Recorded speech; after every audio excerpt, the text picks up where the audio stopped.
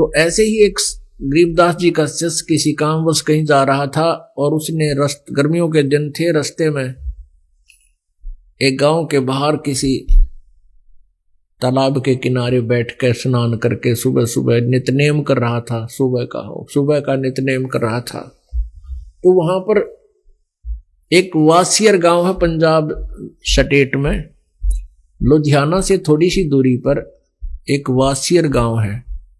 उस वासियर गांव में एक राम राय नाम के एक बहुत बड़े भूमिपति थे, किसान थे, जिनके पास 800-900 बीघा जमीन थी और परमात्मा की बहुत चाह थी उस व्यक्ति को।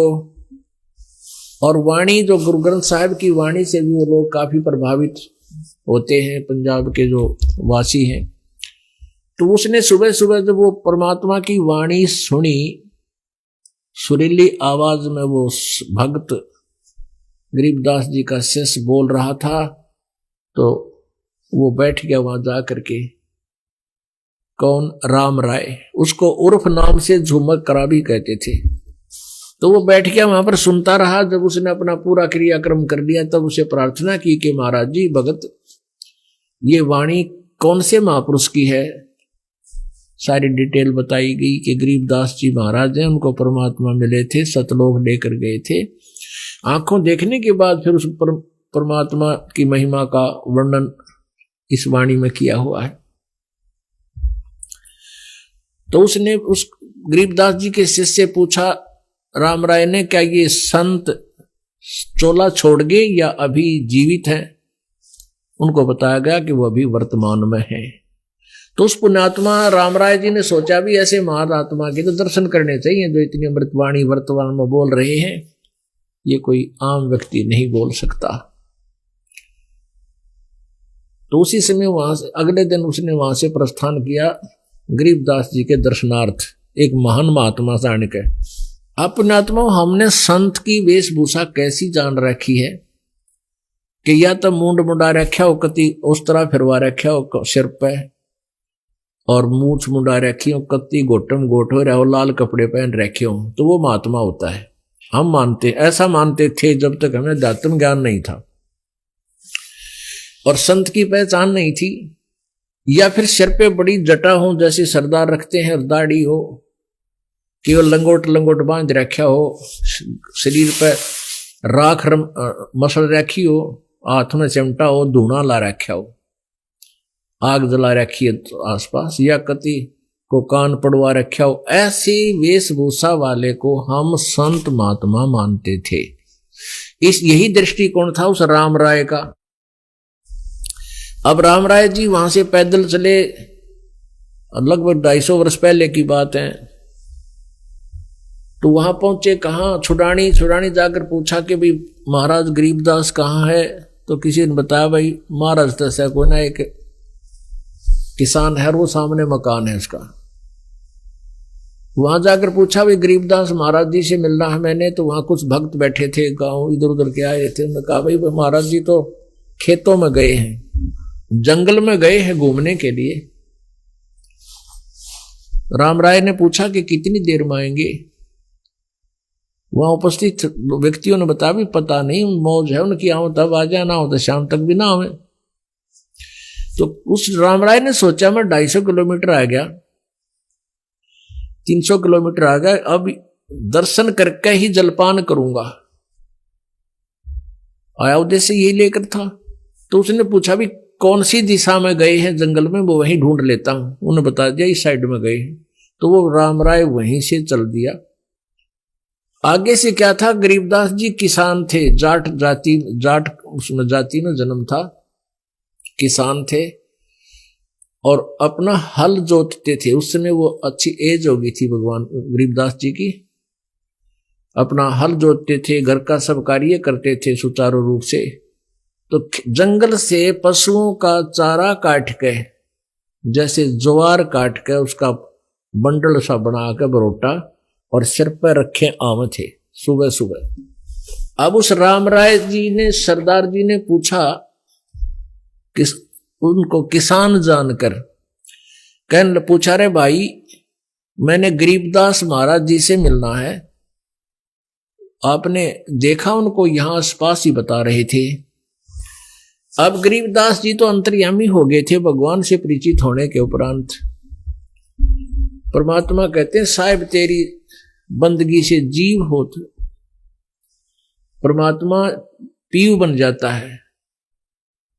तो उसने अंतर्यामी दृष्टिकोण से देखा कि ये भगत दूरता रहा है और इसकी सोच ये है कि साधु संत ऐसे होते हैं। और गरीबदास जी ने जैसे हरियाणा के व्यक्ति आज से 50-40 वर्ष पहले रहते, अभी बहुत से ऐसे ही हैं, 90-60% अभी धोती कुर्ता और सिर पर एक साफा वो बांधते हैं। तो गरीबदास जी अपने धोती कुर्ते में आम बिल्कुल सिंपल मैन जैसे आम नागरिक रहते ऐसे, और सिर पे पशुओं का चारा रखे हुए आ रहे थे। अब गरीबदास जी जान गए कि भगत जी ने सोच रखा है कि महाराज जी तो ऐसा पावेगा मेरे बारे में, अपनी कल्पना से सोचे हुए है ये कि किसी बड़ी बड़ी दाढ़ी होगी, हाथ में चिमटा होगा, नंगे पैरा घूम रहा होगा। और यदि मैंने ये कह दिया कि मैं हूं गरीबदास, बोल क्या काम है भाई, तो मेरी एक नहीं सुनेगा, इतनी दूर से इसका आना विफल होगा। इसलिए गरीबदास जी ने कहा कि आजा मेरे साथ भाई, मैं मिलाऊंगा गरीबदास जी से। तो उसने कहा कि कहाँ है वो, कि आजा मेरे साथ, मैं आपको उनके उससे मिलाऊंगा। अब वो राम राय जी चल पड़े वापस। अब जो ही वो आए वहां अपने महल घर के पास, तो उनके जो सेवक थे वो आसपास के गांव से आए हुए थे। उन्होंने किसी ने तो उनका वो जो सिर पे रखा हुआ था पशुओं का चारा वो ले लिया, आदर सत्कार से दंडवत प्रणाम किया। अब उसने राम राय ने उन उपस्थित व्यक्तियों से पूछा कि ये कौन है, कि यही तो है गरीबदास महाराज जी। अब उस राम राय ने सोचा ले तेरा गजब हो, यो इतनी दूर आया और खोदा पहाड़ और निकली चुईया। यू महाराज जी बताओ, इसने माथा टेक कर दुनिया, ना कोई दाढ़ी रख बढ़ रही, ना इसके कोई सिर पर केस, ना मूंड मुंडा रहा, ना लाल कपड़े पहन रखे, गृहस्थी आदमी तो किसान है। ऐसा किसान तो मैं ही हूं। मेरे पास भी जमीन गरीबदास जी के 1400 लगभग 1375 एकड़ जमीन थी, 2500 बीघा जमीन थी। राम राय जी भी 900 बीघा के स्वामी थे। तो उस अहम के कारण दुखी हो गया, तेरे की यू महाराज जी बताए, यू इसे व्याकर महाराज जी, इसे तो मन थे। फिर भी दूर से आया था। गरीबदास जी ने कहा कि आज वो भक्त बैठो। अपने शिष्यों से कोई इधर उधर भेज दिया, किसी को कहा जा तुम ऐसे कर लो, को बैलों को पानी पिला कर लाओ, कोई चारा डाल दो, और स्वयं एक बाल्टी पानी की भरवा दी स्नान करने के लिए, कि एक बाल्टी पानी की रख दो। 10-11 बज रहे थे दिन के, मैं स्नान करूंगा। और सब चले गए वहां से, केवल राम राय और गरीबदास जी रह गए। अब गरीबदास जी स्नान कर लिया, स्नान करके कपड़े चेंज कर दिए, धोती बांधते गांव में। ये पैंट पजामे तो ही हो गए, 20-30 वर्ष ना पहले सब धोती बांधा करते गांव के किसान, छोटे बच्चे भी। तो नहा के एक धोती है बहुत लंबी, लगभग 6 मीटर की होती है वह, यानी 18 फुट लंबा एक थान सा होता है, उसी को बांध लेते हैं। उसी को अलग से सपेर एक बेल्ट की तरह, उसी का एक हिस्सा मोड़कर बेल्ट की तरह बांधते हैं। तो वो बेल्ट की तरह बांधने लग गया। तो उनके मालिक ने लीला की, एक राम राय से कहा कि भाई सरदार जी आइए मेरी धोती की या बांध दे। अड़बंद बोलते हैं हरियाणा में एक बेल्ट ने, कि इस बेल्ट का गांठ ला दे धोती की, मेरा अंगली का चोट लग गई या काम नहीं कर रही, और आजा गांठ लगा दे। अब उसने क्या किया, वो धोती के टुकड़े को ऐसे कर लेते हैं, ऐसे लंबा, और ऐसे ऐसे कर लेते हैं उसको, और उस शरीर के चारों तरफ का लाकर उसका बेल्ट की तरह गांठ ला गए। तो उसने जो ही ऐसे चारों तरफ के ला के शरीर के जहां बेल्ट बांधते हैं राम राय ने, और गांठ लानी चाहिए, तो वह गांठ धोती का लाग गई, शरीर के अंदर से निकल गया धोती, गरीबदास जी के शरीर से अंदर से निकलकर गांठ धोती का लागी। अब उसने सोचा तेरे से धोखा लग गया कि तो दोबारा फेर लगा। अब गरीबदास जी नो कर रहे, मुंह इधर उधर कोई जैसे चिंतन कर रहे हो, उसने जल्दी से फेर करी, उस शरीर के अंदर से फेर गांठ धोती का लागी। तीसरी बार फिर सोची जल्दी से कर तेरा धोखा लगे तो अच्छा नालायक से। वो तीसरी बार फिर ऐसा ही हुआ। जब तीसरी बार भी ऐसा ही हो गया, शरीर के अंदर से धोती निकल गई, आर पार हो जाए, उसका गांठ लग जाए। तब तो गरीबदास जी ने कहा झूमक रहा, क्योंकि वो उसका मन झूम रहा था वहां पर, जो कह रहा था किसान महाराज जी है देखी तामरिया है, यो भी कोई महाराज है, बता एक किसान के पास आ बैठा, तो उसका नाम झुमकरा रख दिया। जो चंचल मन से सोच रहा था, कार्य झुमकरा राम राय के बात होगी भाई, गांठ ना लगी धोती के क्या बात है? अरे मैं तो तेरे जैसा आदमी हूं, फिर गांठ क्यों ना लगती तेरे ते? जब उसने देखा ऊपर को, तो विष्णु जी के पुजारी थे वो राम राय जी, विष्णु जी के पुजारी थे। और क्या देखा कि गरीबदास जी ने विष्णु रूप बना रखा। अब नो देखकर एकदम चरणों में गिर गए और कहने लगे आप तो भगवान हो, आप तो परमात्मा हो। गरीबदास जी बोले भाई मैं परमात्मा को ना, बैठ जाते ना, परमात्मा के बारे में ज्ञान बताता हूं। फिर उन्होंने देखा तो एजिटी जो कि जो अपने जैसे किसान होते हैं ऐसे ही, पर उसका विश्वास हो गया कि वो कोई लीलाधारी जरूर है। तो क्या किया उसने, गरीबदास जी ने उसको ज्ञान समझा, सृष्टि रचना बताई सारी, उसको वहीं पर रखा 1-2 दिन। तो फिर गरीबदास जी से उसने कहा कि भगवान, उस झुमकरा ने कहा कि हे परमात्मा, आज तक ऐसा ज्ञान हमारे को किसी ने नहीं बताया। तो गरीबदास जी ने कहा भाई इस ज्ञान के बताने वाले तुझे करोड़ों में नहीं मिले हैं, करोड़ों में, अरबों में कोई एक मिलेगा, अरब मार्गदर्शकों में। पुण्यात्माओं जैसे आप देख रहे हो कितने गुरु हैं, कितने ब्राह्मण हैं, कितने काजी मुल्ला हैं, कितने ये जो ईसाई धर्म के हैं ये कितने हैं, और फिर गांव गांव में एक के घर में 3-3 4-4 गुरु।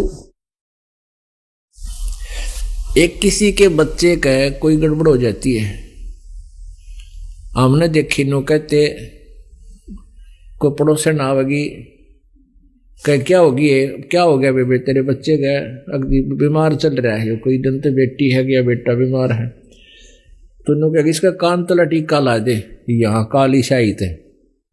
एक गुरु, दूसरी कहेगी भीतरली की बोल दे 100 रुपया भीतरली का, भीतरली माई का।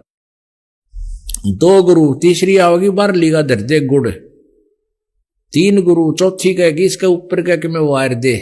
5 गुरु, 4 गुरु, कोई कह चौराहे पर धर दे इसकी एक ठीकरी। यानी एक के ऊपर मन माना 10 गुरु पाजा।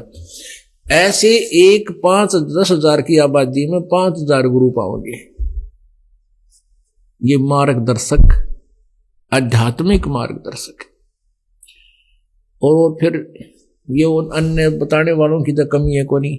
तो यहां क्या बताते हैं कि गरीबदास जी ने कहा कि करोड़ों मध्य कोई नहीं रह झुमकरा, अरबों में कोई गर्क सुनो रहा झुमकरा, तत्व भेद कोई ना कह रे झुमकरा, ये पैसे ऊपर नाच सुनो रही झुमकरा। कि ये पैसे के ऊपर लालच के अंदर ये दुनिया को ये संत भक्त ये गुरु भ्रमित कर रहे हैं। इस यथार्थ ज्ञान को जो मैं तुझे बता रहा हूं अरबों में नहीं बता सकता। अरबों में कोई एक मिलेगा, गर्क, गर्क मीन कंप्लीट। जैसे ही इस ज्ञान के, दास के ज्ञान को सुन के एकाध कर्महीन अपने आप नाम देने लग गया, यहां से चला गया, वो अधिकारी नहीं है, वो ज्ञान का चोर है। कहते बेखा के लश्कर फिर ये वाणी चोर कठोर, और सतगुरु धाम न पहुंचेंगे ये 84 के ढोर। तो ऐसे व्यक्ति अधिकारी नहीं होते। इस दास के अतिरिक्त वर्तमान में इस पृथ्वी पर कोई भी अधिकारी नहीं है सार नाम के देने का, और इस सत नाम के नाम देने का कोई अधिकारी नहीं है। यदि कोई नामदान देता है तो वो धोखेबाज है, आपके साथ धोखा कर रहा है, वो दुष्ट आत्मा है, उससे बच के रहना चाहिए। ऐसे दुष्टों ने तो बैठा रखा है, इतने दिन हो गए हम यहाँ परमात्मा से दूर दुख पा रहे हैं। ये माया के लोभी, कोई महाराज जी को आने का लोभी, मान बड़ाई का भूखा। कहते हैं साहिब के दरबार में गाहक कोट अनंत, भक्ति बतेरे करते हैं लेकिन 4 चीज चाहते हैं, रिद्धि सिद्धि मान और मेहनत। साहिब के दरबार में ऐसा कोई एक, इन चारों को छोड़ के वो चाहे पुरुष अलेख। साहिब के दरबार में गाहक कोट अनंत, और वो 4 चीज मांगे हैं, रिद्धि सिद्धि मान और मेहनत। बड़ाई चाहते हैं या मेहनत पड़ा, प्रधानता चाहते हैं। और साहिब के दरबार में ऐसा कोई एक, इन चारों ने छोड़ के केवल चाहे पुरुष अलेख।